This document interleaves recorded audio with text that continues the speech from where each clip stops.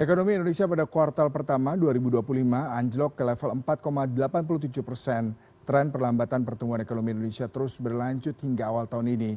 Penyebabnya mulai dari perlambatan konsumsi masyarakat, kontraksi belanja pemerintah, dan laju investasi yang menyusut. Target 8% yang dicanangkan Prabowo pun kian sulit digapai. Lantas apa sebenarnya yang bisa dilakukan untuk menggenjot kembali laju pertumbuhan ekonomi kita? Untuk mengelaborasi hal ini sudah bergabung melalui sambungan virtual Joshua Pardede, Kepala Ekonomi Bank Permata. Selamat pagi Mas Joshua. Selamat pagi Ya, Mas Yudi. Mas Joshua, ini sepertinya memang sudah diprediksi oleh banyak analis kalau kita bicara pertumbuhan ekonomi pasti terkontraksi mengingat kondisi global, kemudian juga konsumsi dalam negeri yang cukup besar sekali memberikan sentimen terhadap pertumbuhan ekonomi di kuartal pertama.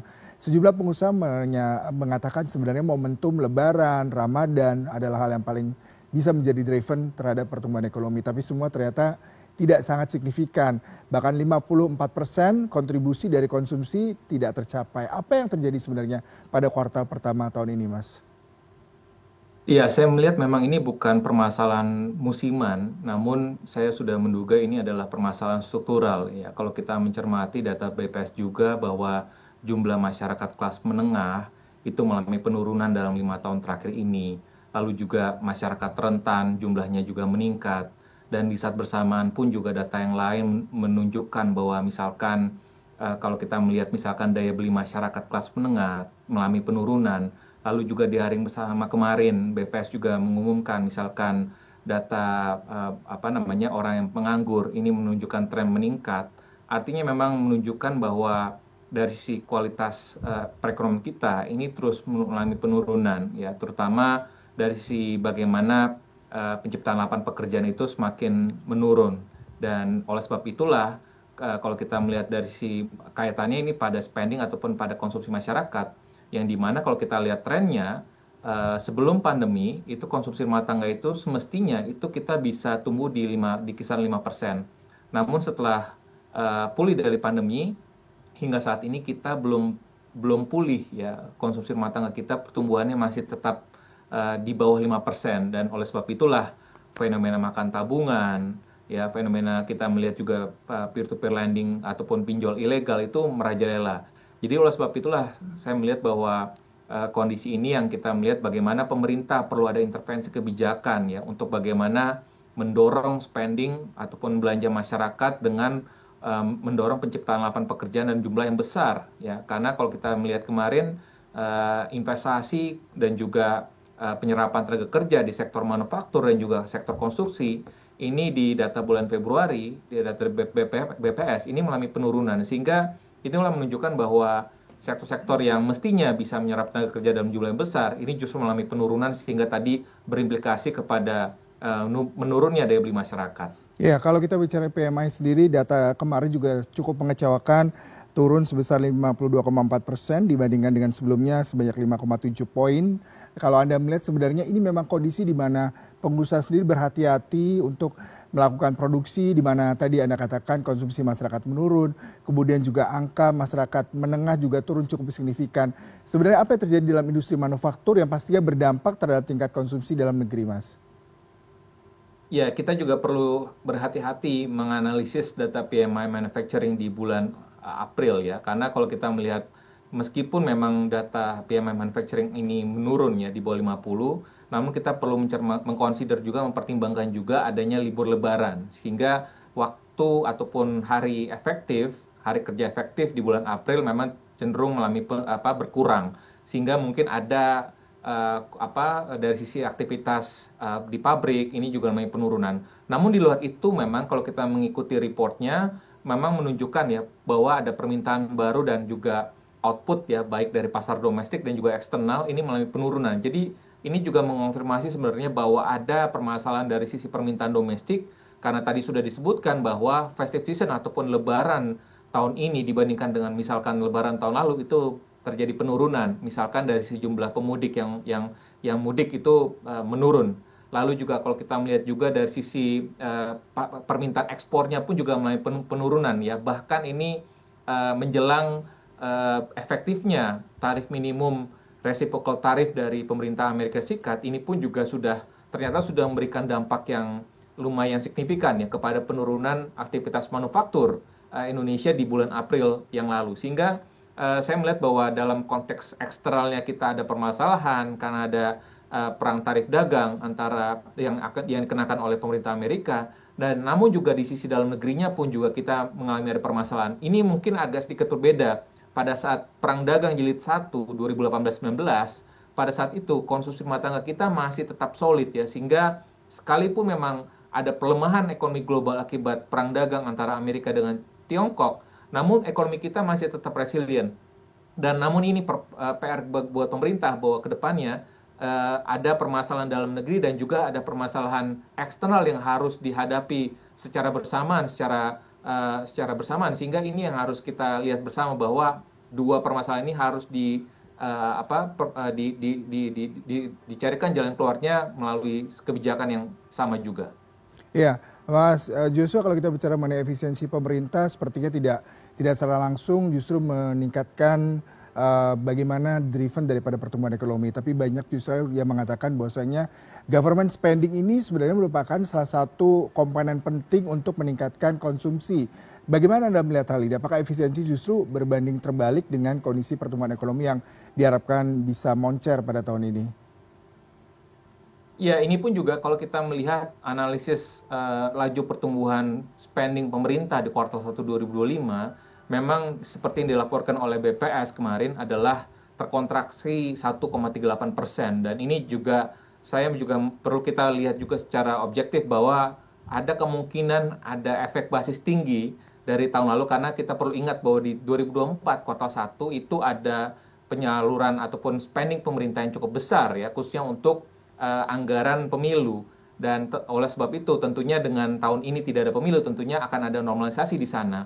Namun di luar itu pun juga tentunya kalau kita kemarin mencermati realisasi sementara dari APBN 2025, Menteri Keuangan menyampaikan bahwa realisasi belanja pun juga dibandingkan dengan target baru sekitar kurang lebih 17% dari targetnya. Sehingga ini pun juga harus menjadi bagaimana pemerintah perlu mempercepat kembali spending pemerintah ya. Tentunya dalam hal pengamatan saya tentunya ada pos-pos anggaran yang perlu diprioritaskan dalam jangka pendek ini, khususnya dalam upaya untuk bisa meningkatkan spending masyarakat ya, apabila memang diperlukan ya spending ataupun anggaran-anggaran belanja pemerintah yang bisa menggerakkan misalkan program padat karya, ataupun misalkan untuk bisa memberikan insentif ya, subsidi, misalkan subsidi listrik ini tidak hanya berlaku di 2 bulan pertama tahun ini, tapi bisa diperpanjang. Ini saya pikir akan bisa berdampak cukup signifikan ya untuk bisa menggerakkan, mendongkrak lagi daya beli masyarakat kelas menengah khususnya. Dan itu saya pikir akan bisa mengungkit nanti daya pertumbuhan ekonomi di kuartal-kuartal berikutnya, karena sekalipun memang kontribusi langsung dari konsumsi pemerintah relatif tidak besar, namun daya rambatannya kepada komponen lainnya baik itu konsumsi dan juga investasi ini cukup besar, sehingga kita melihat bahwa dan juga dampaknya juga kepada ekonomi di daerah, dampak dari efisiensi dari pemerintah pusat ataupun dari anggaran pemerintah daerah tersebut, ini pun juga sudah terlihat cukup jelas ya bahwa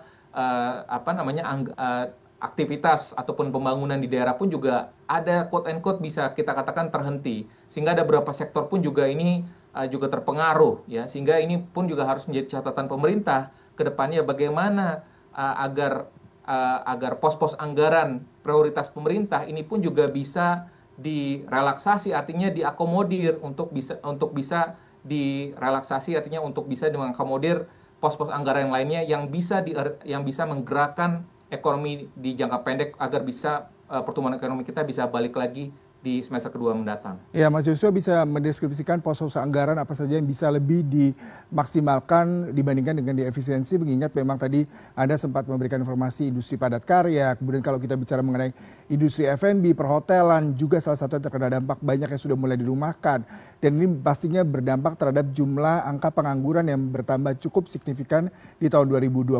Sebenarnya apa yang harus dilakukan pemerintah? Apakah tadi meningkatkan social safety net, ataukah juga harus meningkatkan pembelanjaan di sektor-sektor strategis lainnya, Mas?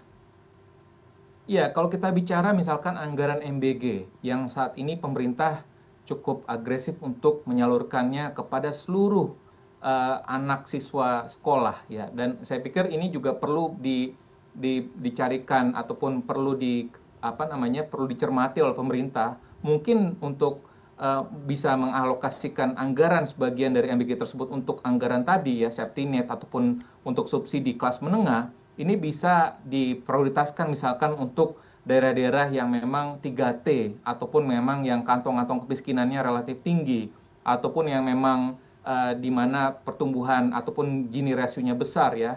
Itu saya pikir perlu diprioritaskan. Namun kalau di kota-kota besar yang notabene memang kualitas ataupun pertumbuhan ekonomi masih relatif baik, mungkin itu bisa ditunda dulu ya untuk penyaluran anggaran MBG-nya.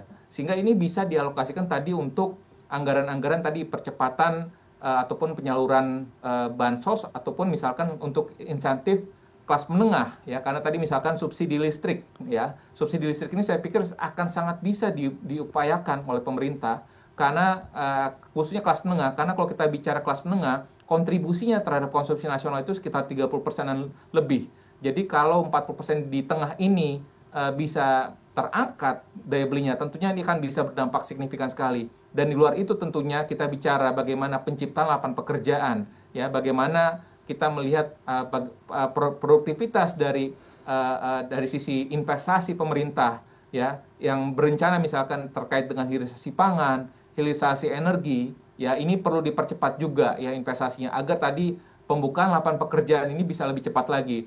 Dan secara khusus misalkan pemerintah juga perlu membuka opsi-opsi terkait dengan bagaimana mencermati ya PHK yang terjadi misalkan di industri padat karya seperti tekstil, garmen, alas kaki. Ini perlu ada way out-nya. Artinya sektor apa yang bisa menangkap? Misalkan apakah bisa direalokasikan misalkan ke sektor pariwisata kah, ataukah misalkan di training dulu misalkan untuk ke pertanian kah? Ini saya pikir akan bisa perlu dicarikan jalan keluar agar tadi yang tingkat pengangguran yang meningkat itu bisa kita tekan sehingga tadi ada penghasilan dari masyarakat sehingga konsumsi masyarakat pun juga akan bisa meningkat kembali. Ya, kalau kita bicara mengenai tingkat pengangguran, BPS menyatakan di Februari 2025 ini ada 7,28 juta orang terdampak akibat melemahnya industri manufaktur dan juga para pengusaha sepertinya berhati-hati untuk melakukan inovasi, ekspansi, dan juga mereka tidak melakukan perekrutan tenaga kerja. Tadi Anda katakan dampaknya mungkin cukup signifikan sehingga pemerintah perlu mencarikan solusi di mana mereka bisa bekerja di sektor lain. Seandainya kita bicara mengenai industri padat karya, alas kaki, kemudian juga retail fashion. Lalu seperti apa sebenarnya industri dalam negeri yang bisa padat karya yang masih bisa resilient di kondisi tadi perang dagang, konsumsi yang melemah, dan juga solusi seperti apa yang konkret sebenarnya pemerintah harus lakukan nih Mas? Iya, kalau kita melihat misalkan sektor-sektor yang tetap resilient tentunya adalah sektor-sektor yang notabene adalah kalau kita melihat ya sebenarnya yang kita masih memiliki daya saing besar ya. Kalau kita bicara sumber daya alam ya dari Sabang Merauke kita sangat dianugerahi sumber daya alam yang melimpah.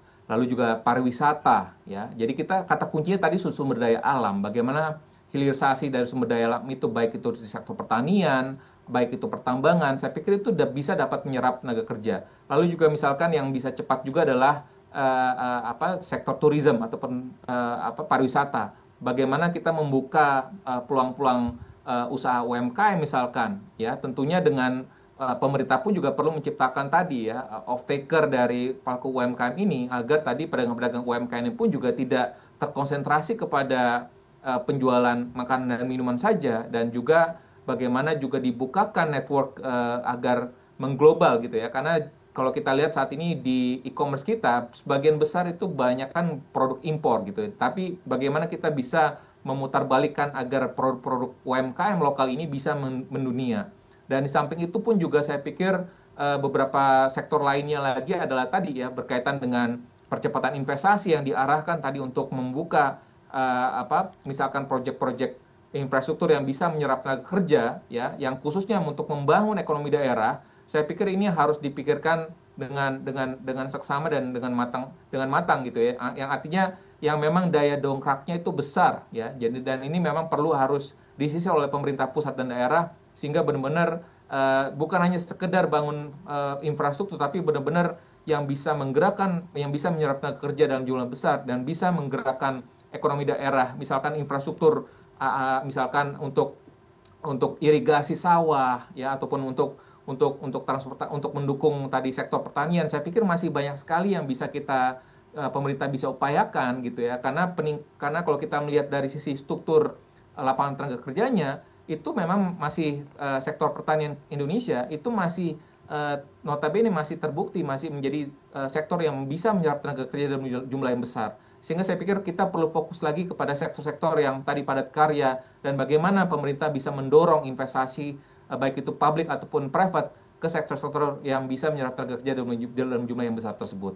Baik Mas Joshua Pardede, terima kasih untuk perbincangan Anda. Tadi sepertinya pemerintah harus lebih meningkatkan diversifikasi investasi, tidak hanya di sektor yang sekedar memberikan dampak mining, hilirisasi, tapi juga sektor padat karya di mana jumlah tenaga kerja cukup besar terserap di sektor tersebut dan meningkatkan lagi core industri dalam negeri, terutama kalau kita bicara mengenai UMKM dan juga pertanian sebagai salah satu aset yang kita tidak bisa dipandang remeh untuk kedepannya. Terima kasih untuk perbincangan pagi hari ini Mas, salam sehat selalu.